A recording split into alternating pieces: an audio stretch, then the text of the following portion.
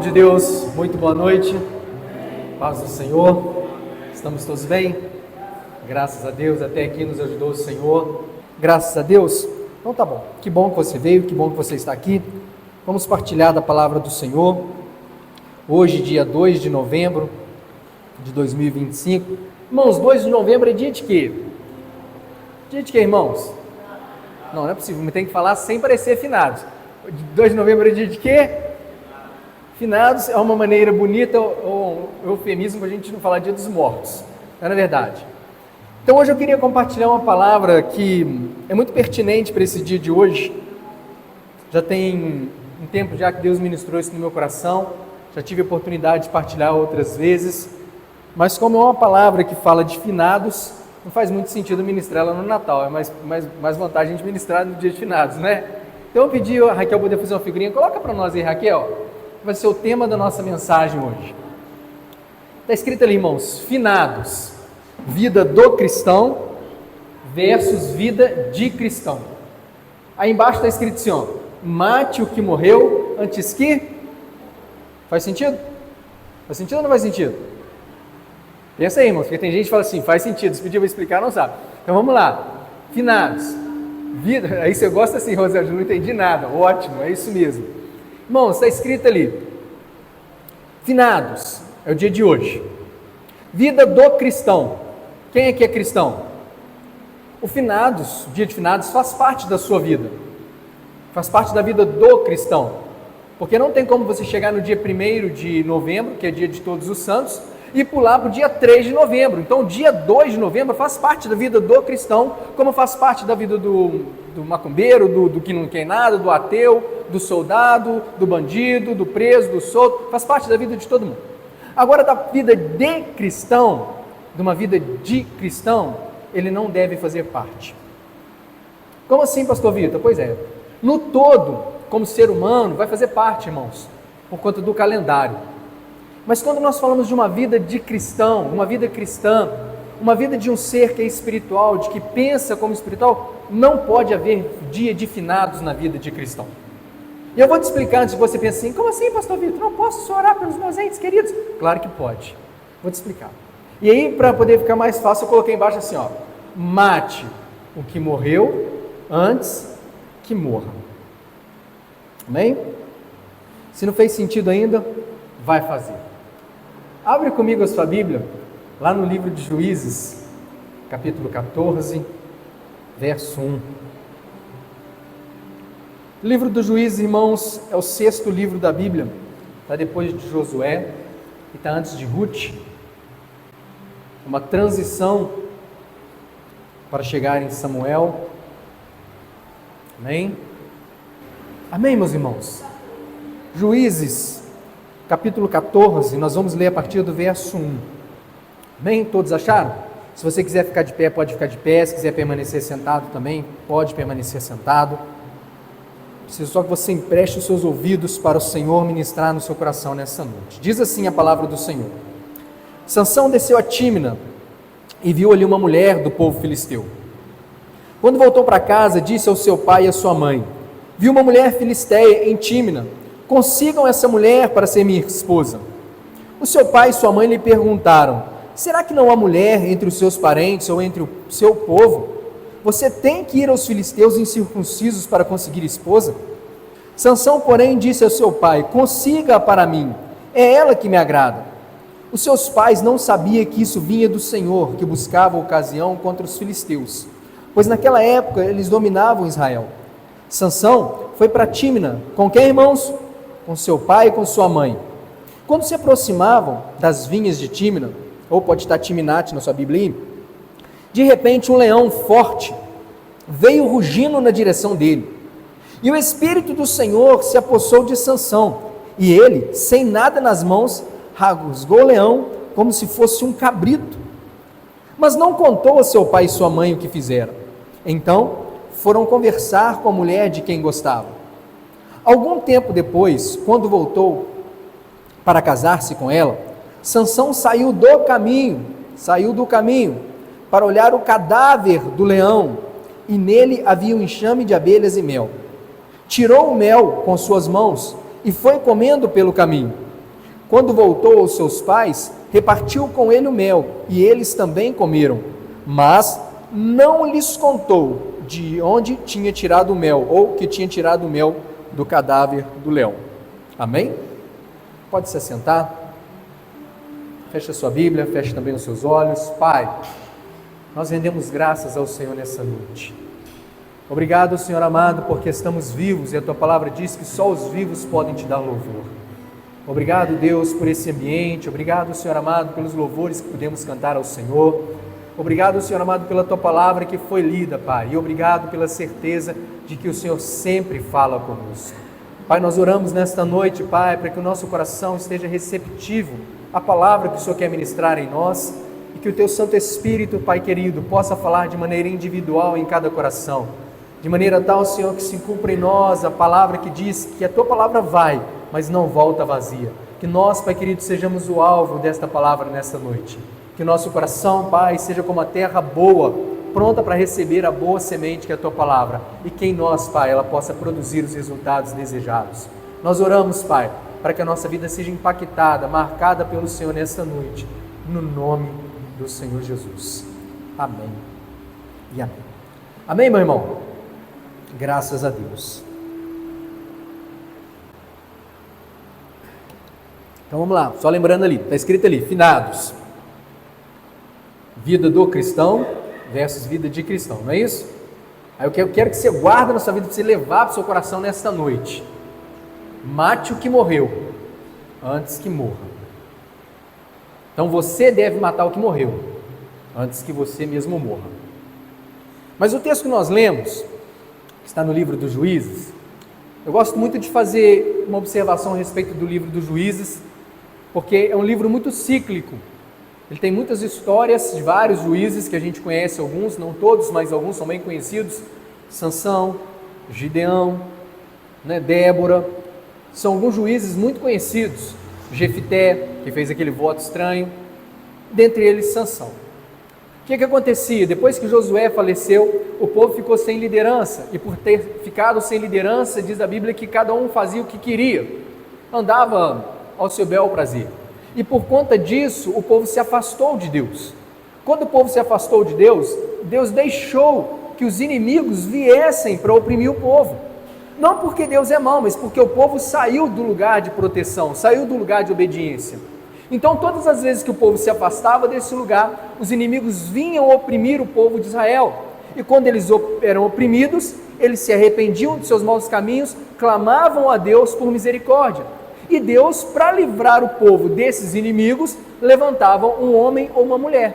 Esse homem ou mulher que liderava o povo naquela batalha e que conduzia o povo de volta a Deus, era chamado de juiz. Só que quando esse juiz morria, o povo novamente se afastava de Deus, Deus permitia que os inimigos viam, o povo se arrependia, clamava a Deus, Deus levantava um juiz que conduzia o povo de volta a Deus. Quando aquele juiz morria, o povo se afastava de Deus, e esse ciclo se repetiu por 14, 15 vezes no livro de Juízes. Sansão é um dos juízes. O texto nos conta, irmãos, que Sansão é aquela pessoa para quem, se nós pudéssemos conviver com ele, a gente poderia pregar: irmão, Deus tem um plano na sua vida. Já ouviram isso alguma vez? Deus tem um plano na sua vida, Deus tem um propósito na sua vida. Irmãos, a gente poderia falar isso com Sansão sem nem conhecer nada de Bíblia. Poderia falar isso com ele. Porque o pai dele, chamado Manoá, tinha uma mulher, cuja Bíblia não menciona o nome, que era estéril. E um dia essa mulher estava num campo, e ela recebe uma visita do anjo e falou assim: olha, eu sei que você é estéril, mas você vai ficar grávida. E tem mais, o menino que vai nascer de você vai ser um menino muito especial. Esse menino era Sansão. Ela então fica empolgada, vai contar para o seu marido, Manoá, fala assim: olha, eu recebi uma visita do homem de Deus, e ele falou que eu vou ficar grávida, e vai nascer um menino muito especial, e vai ser bênção, e nossa, e aquele tudo, e quase deixava exaço, né? E todo feliz. Falei assim: tudo bem, mas vamos orar então, para Deus nos instruir como a gente deve criar essa criança. E se porventura esse homem aparecer de novo, você me chama. E o homem de Deus apareceu de novo, e disse para Manoá, junto com sua esposa, as mesmas palavras. Dentre as palavras que ele disse para ela, ele disse: olha, esse menino que vai nascer de você, ele é escolhido por mim. Ele está sendo levantado, vai nascer com a missão de livrar Israel da mão dos filisteus. Porque ao longo desse período de tempo, foram os amalequitas, outrora foram os midianitas, agora eram os filisteus que estavam oprimindo o povo. E Deus então levanta Gideão com essa missão, desde o ventre da sua mãe. E para poder marcar Gideão como homem de Deus, como homem que havia um selo, uma aliança com Deus, Deus disse para a mãe dele, falou assim, olha, desde o primeiro dia dessa criança, até o último dia dela, ela vai ser um nazireu de Deus, ela vai ser um homem que tem voto, que tem aliança comigo. E desde o antiga aliança, desde lá do livro de Números, salvo engano, quando Deus estabelece a lei do nazireado, ele falou assim, olha, o nazireu não vai raspar a sua cabeça, não pode passar a lâmina na cabeça dele. O nazireu não pode beber bebida forte, nem nenhum produto da vinho. O nazireu não pode tocar em nenhum tipo de cadáver. A lei, irmãos, era tão séria, ele falou assim, ó, se você estiver andando com um amigo no campo, se um amigo morrer, ou seu parente morrer perto de você, você tem que ficar num dia de purificação. Ele não podia tocar, mas imagina estar cumprimentando a pessoa, na hora que está cumprimentando a pessoa morre. Tocou sem querer. Ele tinha que passar por um período de purificação. E Sansão, desde o ventre da mãe dele, ele já nasceu com essa lei sobre sua cabeça, de ser um homem escolhido por Deus. Não podia beber bebida forte, não podia cortar o cabelo, lembra da história? Que Dalila corta o cabelo e ele perde a força? E ele também não podia tocar num leão. Eu não vou nem entrar no detalhe, né, de quando Sansão bebeu a bebida alcoólica, porque a Bíblia não menciona, mas ela fala dele cortando o cabelo, dele contando os seus segredos para Dalila, e também fala desse episódio especificamente que nós lemos. Irmãos, não se trata apenas de tocar num corpo, não se trata apenas de cortar cabelo, se trata de quebrar uma aliança com Deus. Foi o que Sansão fez. Sansão, ele tinha a força de 1000 homens, e era um homem que era visado por todos os inimigos, porque vamos imaginar assim, ele era um tanque de guerra no campo de batalha. Então quando os inimigos olhavam para Sansão, falavam assim, cara, a gente não precisa derrotar o exército todo, se a gente derrotar aquele cara ali, a gente está meio caminho andado. Se a gente conseguir parar aquele que tem uma aliança com o Senhor, os que estão à volta dele vão cair. Então você, homem de Deus, mulher de Deus, que tem uma aliança com o Senhor, saiba que você é avisado por isso. Porque o inimigo olha para você e fala assim, se eu te parar, se eu parar você, eu sei que não vai parar só você, vai parar uma série de pessoas, um conjunto de pessoas que estão junto com você. Então quando eles olhavam para Sansão, pensavam dessa forma. Por isso convenceram Dalila a arrancar dele o segredo, para posteriormente cortar o cabelo. O texto que nós lemos, irmãos, nos conta que Sansão, que ainda não tinha se casado, dentre tantas mulheres que ele poderia se apaixonar, ele se apaixonou por uma mulher lá de Tímina. E como ele ficou muito empolgado com essa mulher, muito assim, feliz, falou assim, poxa pai, eu queria casar com aquela mulher. Vamos lá embaixo então, para poder tomá-la por esposa. E os pais ainda tentam lançar tentar dissuadi-lo, falou assim, não vai não casa com ela não, vai para outro lugar, porque será que não tem mulheres aqui no nosso meio? Você tem que casar com essa mulher filisteia, nem era Dalila ainda, era uma outra, você tem que se casar com ela, mas eu gostei tanto dela, e aí diz a Bíblia, que os pais dele descem com ele para esse lugar, e durante o seu trajeto, ele se depara com um leão, e diz a Bíblia que era um leão forte. O que eu acho interessante, eu gosto de observar, é que o leão forte veio na direção de Gideão, e o Espírito Santo se apossou de Gideão, e ele rasgou o leão, e a Bíblia diz assim, como se fosse um cabrito. Isso aí, Sansão, desculpa. É todo termino com o o Espírito Santo se aposta de Sansão, e ele rasga o leão como se fosse um cabrito. Irmãos, eu não sei se é fácil rasgar um cabrito, não. Será que é fácil? Mas a Bíblia fala que a força dele era tão grande que ele rasgou como se fosse um cabrito. E o leão ficou lá morto. Ficou morto e foi embora. Há um tempo depois, quando ele resolve descer novamente para se casar com aquela mulher, ele pensou assim, vou lá ver como é que está aquele leão que eu matei. E aí, irmãos, ele encontra o leão que ele havia matado. E diz a Bíblia que dentro daquele leão, as abelhas tinham feito mel. E naquele corpo de leão, que o bendito não podia tocar, Ele chegou, tocou, botou a mãozinha lá dentro, pegou o mel, lambuzou com o mel. O mel era gostoso, irmãos. Levou até para casa, mas não falou com os pais onde que ele tinha arrumado o mel. Certamente, se tivesse falado com os pais iriam repreendê-lo. Certamente, se tivesse falado com os pais, matei um leão quando eu estava descendo, os pais iriam alertá-lo do voto que ele tinha feito. Mas o texto que a gente leu diz que ele não falou com os pais e tocou no corpo do leão. O que me chama a atenção, irmãos, e que eu quero trazer para a nossa vida nesta noite, é justamente o que está escrito lá em cima. A gente precisa matar aquilo que já morreu, antes que a gente mesmo morra por conta daquilo.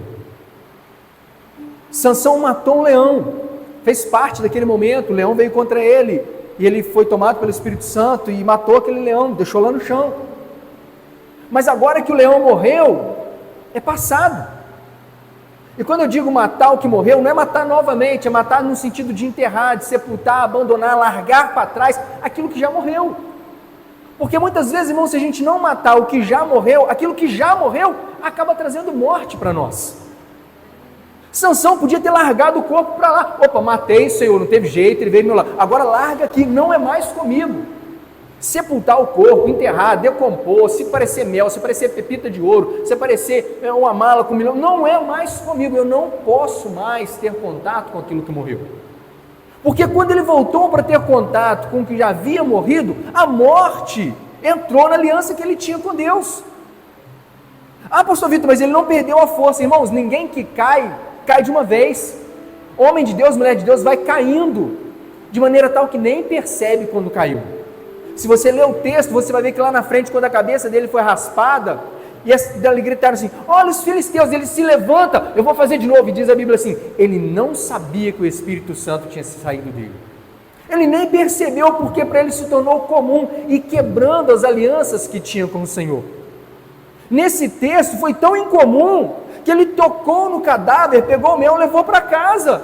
Olha aqui onde eu arrumei. Eu arrumei um bem num lugar onde a aliança com o Senhor foi quebrada. E achou que estava normal. Essas pequenas coisas, irmãos, trouxeram morte para o ministério, para a vida de Sansão. Se você ver a história toda de Sansão, vai ter no capítulo 16, 17 já é outro juiz. Você vai ver que essas quebras de aliança foram que trouxeram a morte para dentro dele.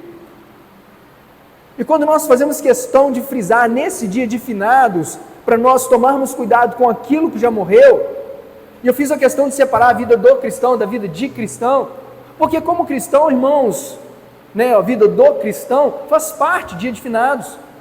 É um dia que nós podemos, assim como muitas pessoas, se lembrar dos nossos entes queridos. Poxa, que saudade gostosa que eu tenho do meu pai. Poxa, hoje é dia de finados.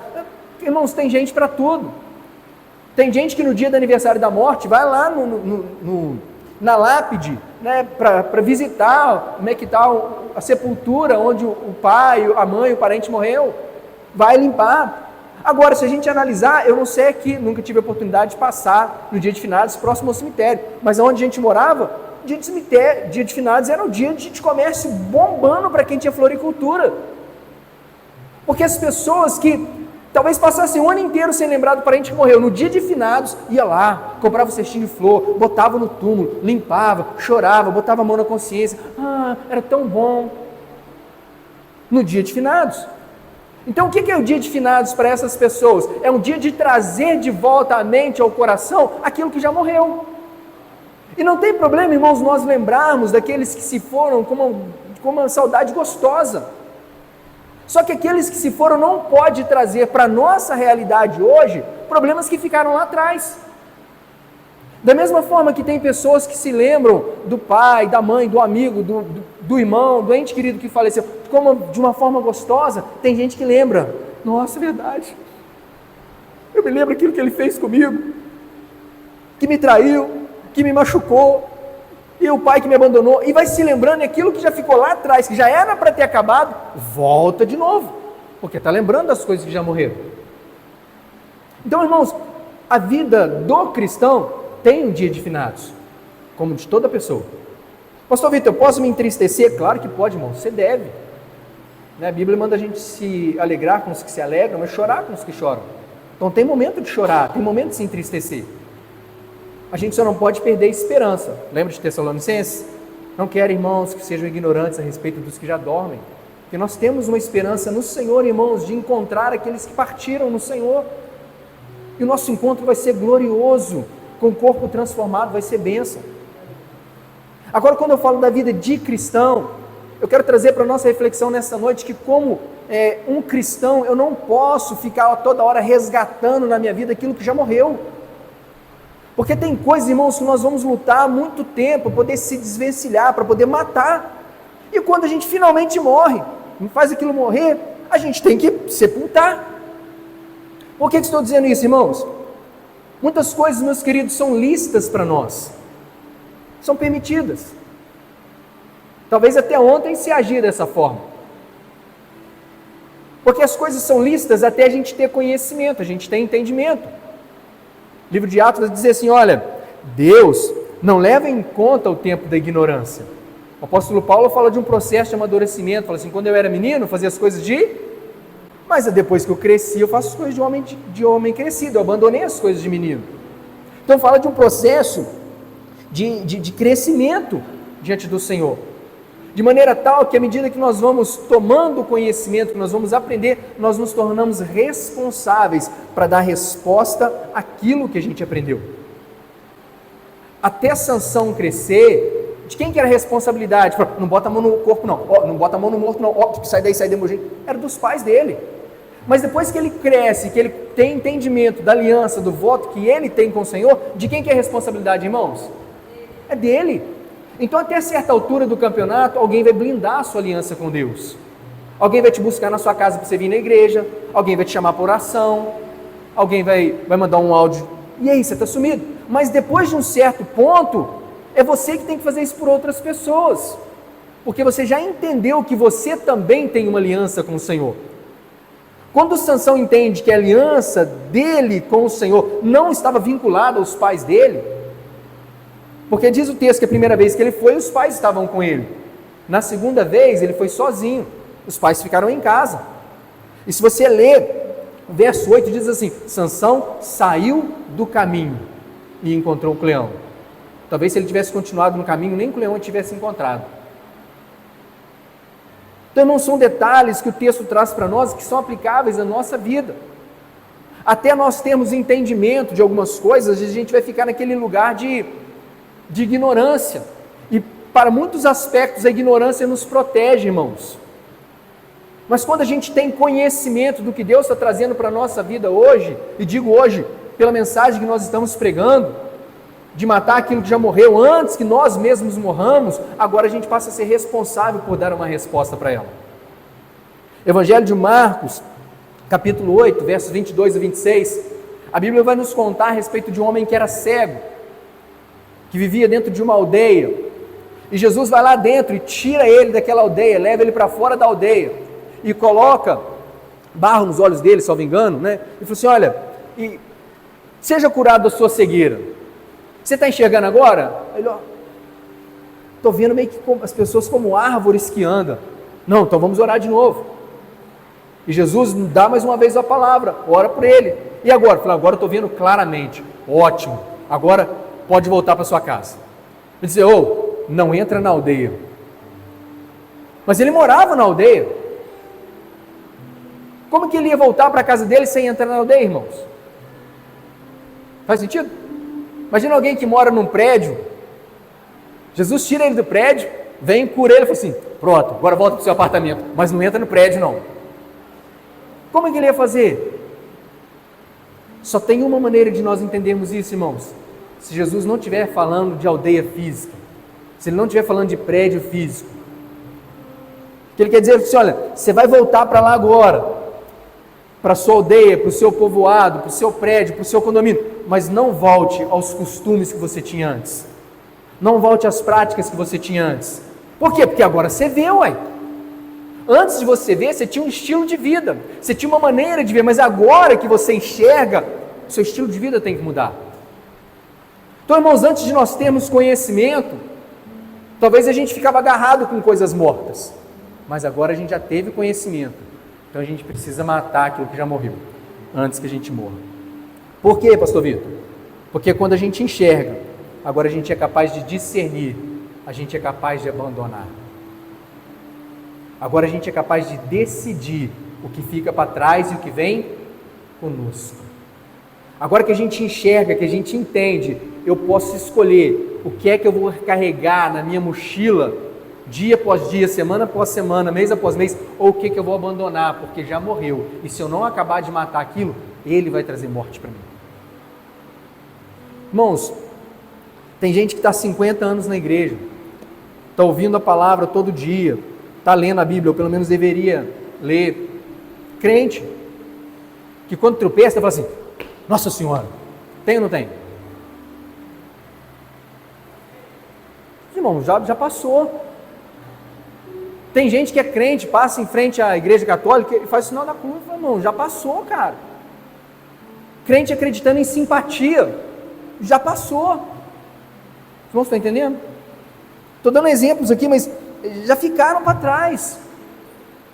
Coisas que já não fazem mais parte da nossa realidade. Poxa, pastor Vitor, mas enquanto eu estava lá? Enquanto você estava lá, irmãos, você estava num período que você ainda não via. Agora você pode ver. A Bíblia diz, não, o tempo que você fazia as coisas sem entender, não é cobrado, o tempo da ignorância. Deus tolerou esse tempo, mas agora a gente entende. Sansão agora entende. E aí, irmãos, eu queria que você trouxesse ao seu coração a verdade ou a certeza do que Paulo fala aos Coríntios, quando diz assim, aquele que está em Cristo é nova o que, irmãos? Nova criatura.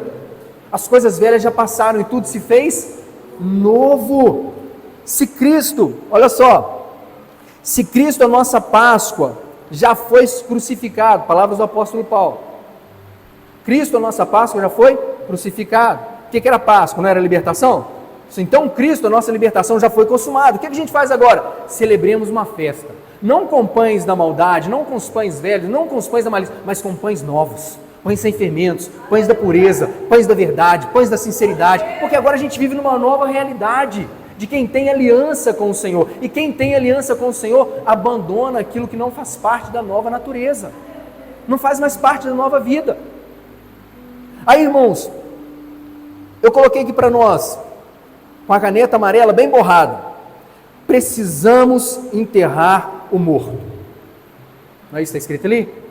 Mate o que morreu antes que morra.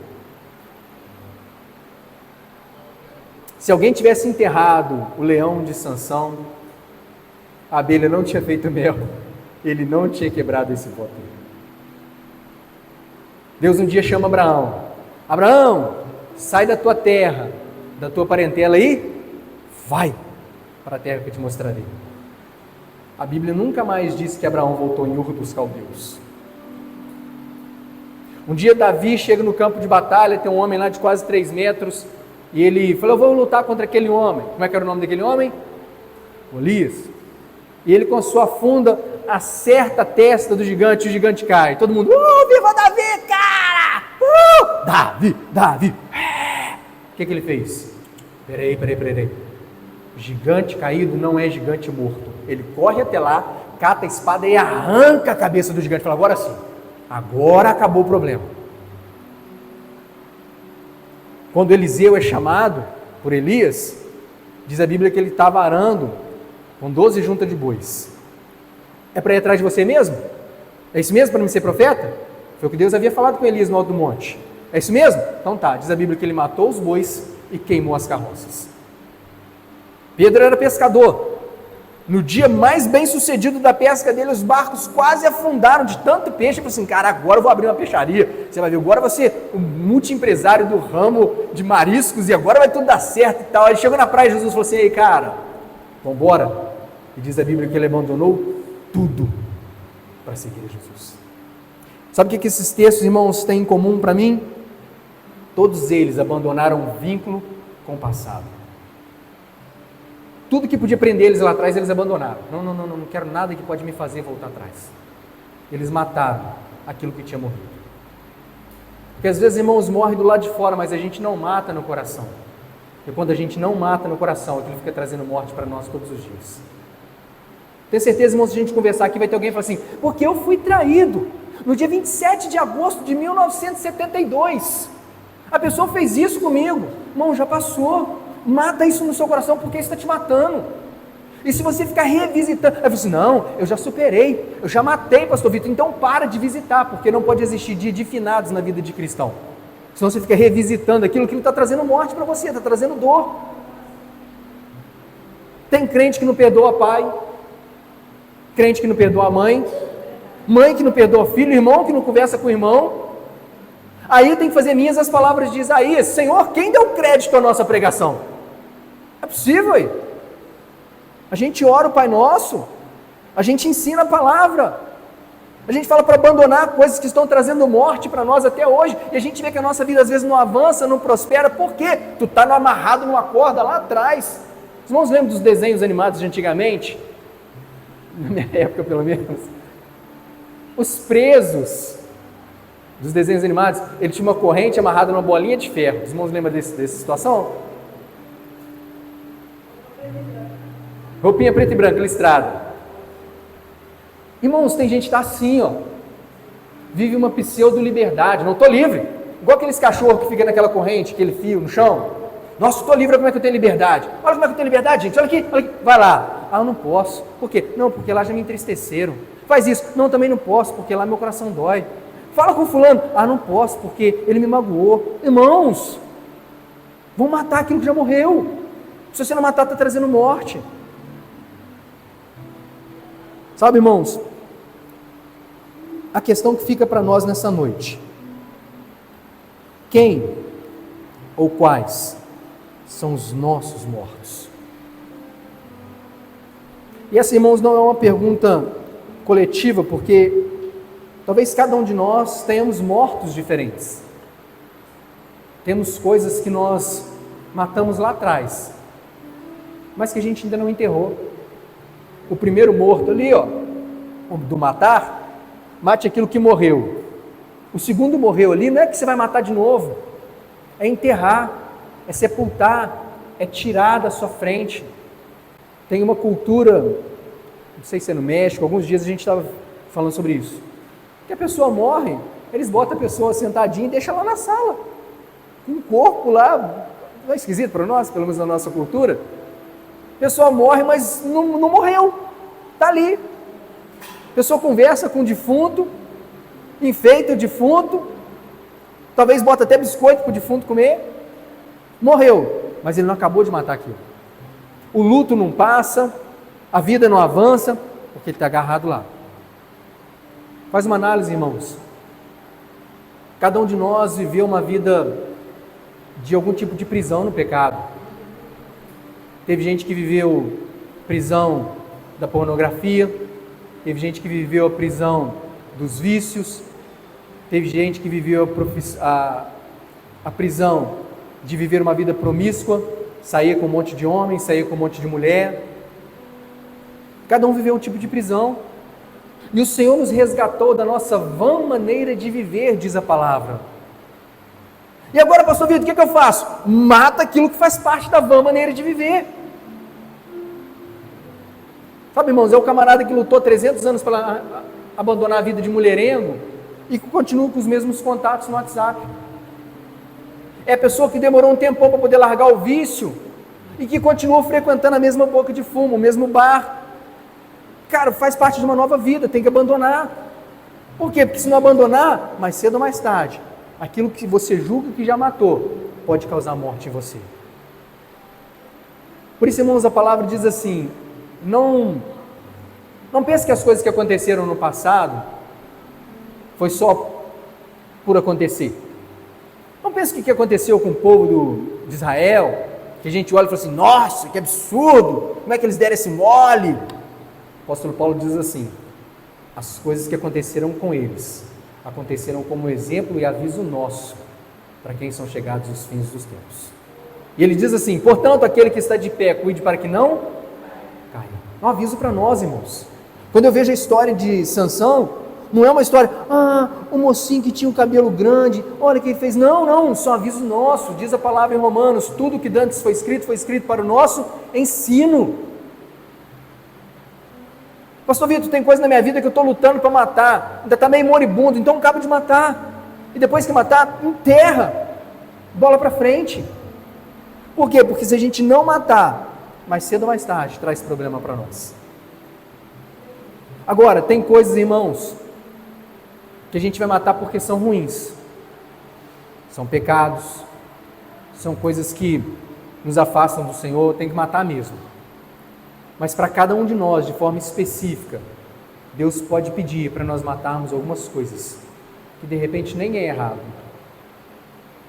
E aí você vai ver de repente Deus te pedindo para matar alguma coisa que Ele não pediu para mim.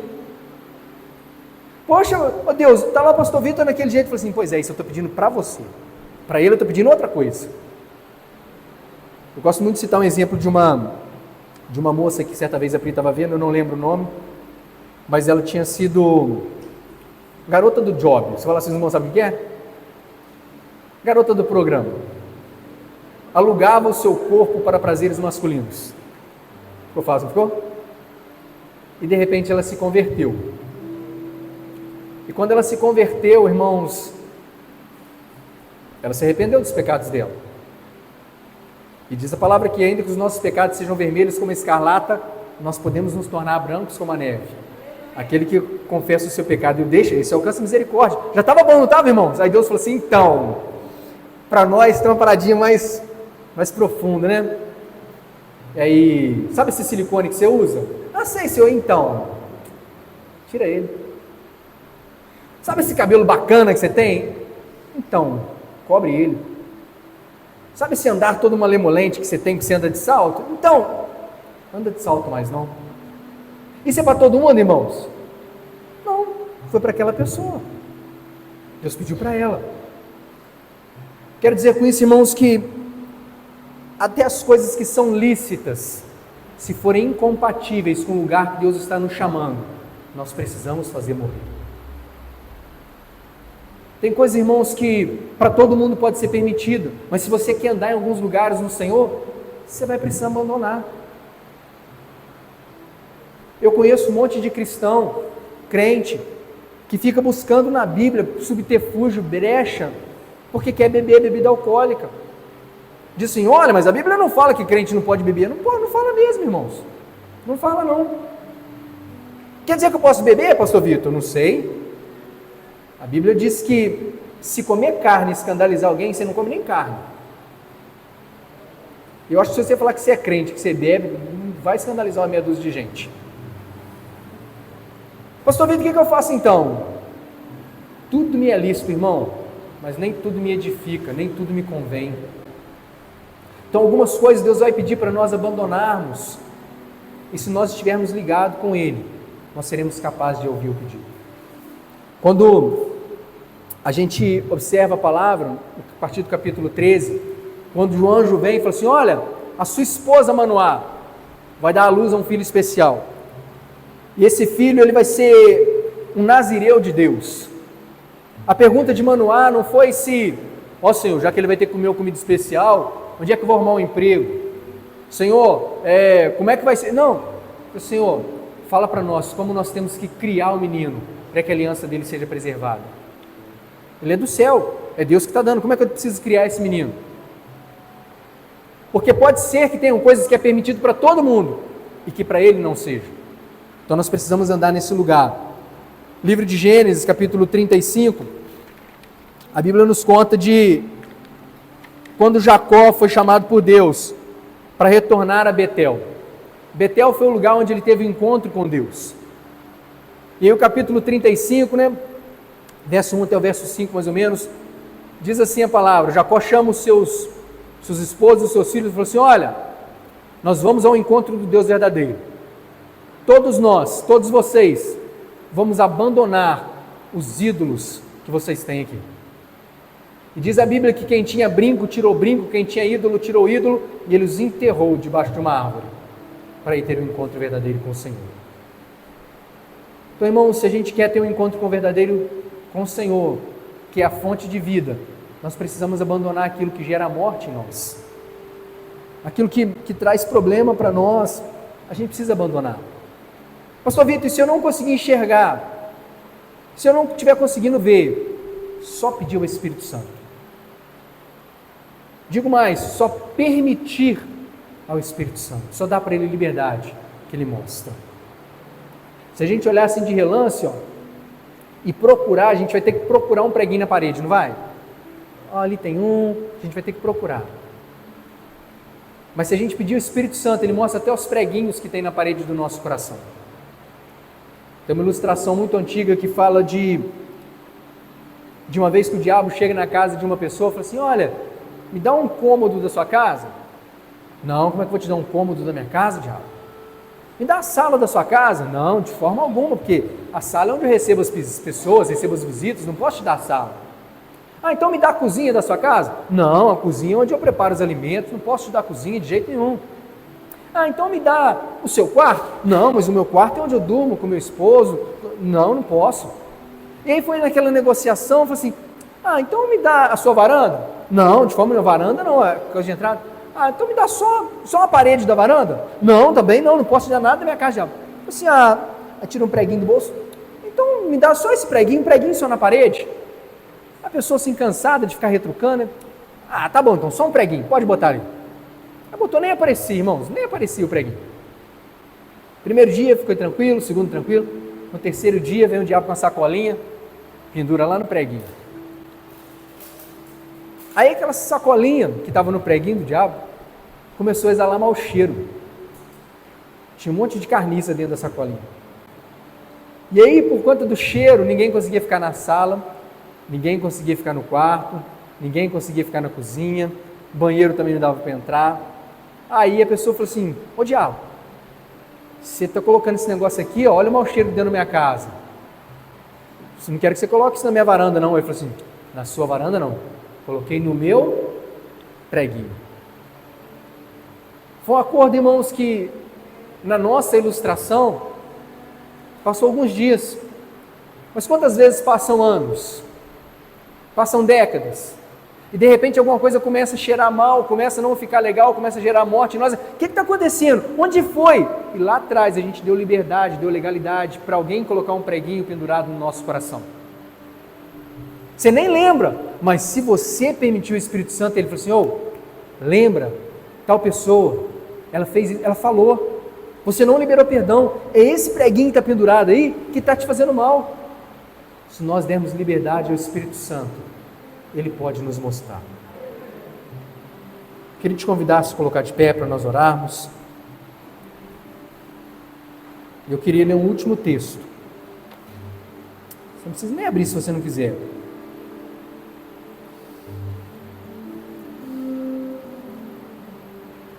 No segundo livro dos Reis, irmãos, capítulo 18, a Bíblia vai nos contar a história de Ezequias, rei de Judá.